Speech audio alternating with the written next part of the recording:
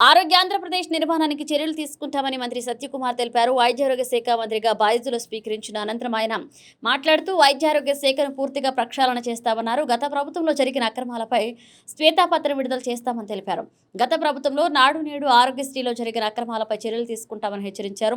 వైద్య కళాశాలల ఏర్పాటులో అప్పటి ప్రభుత్వం నిబంధనలు పాటించలేదని ఆరోపించారు. గత ప్రభుత్వంలో జరిగిన తప్పులన్నీ సరిచేస్తామని, వైద్యంలో రాష్ట్రాన్ని మోడల్గా తీర్చిదిద్దామని స్పష్టం చేశారు. క్యాన్సర్ను ముందస్తుగా గుర్తించి చికిత్స నివారణకు చర్యలు తీసుకుంటామన్నారు.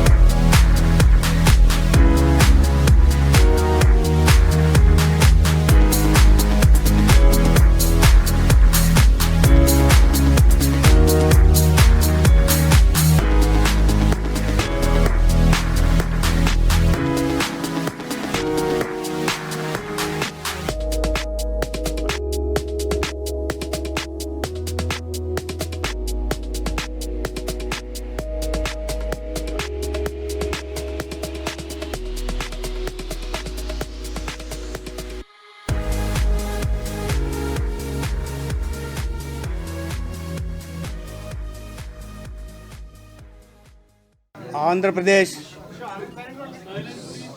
రాష్ట్ర ప్రజలందరికీ నమస్కారం. మిత్రులారా, 5 సంవత్సరాల ఒక అరాచక అవినీతి అస్తవ్యస్త పాలనకి అంతం పలికి భవిష్యత్తు దిశగా ఆంధ్ర రాష్ట్రాన్ని నడిపించి అభివృద్ధికి పెద్దపీట వేసి నిజమైన సంక్షేమానికి దారులు తెరిచే ఒక ప్రజాప్రభుత్వాన్ని, ఎన్డీఏ ప్రభుత్వాన్ని ఎన్నుకున్నందుకు ముందుగా నేను ఆంధ్రప్రదేశ్ ప్రజానీకానికి ధన్యవాదాలు తెలియజేసుకుంటున్నా.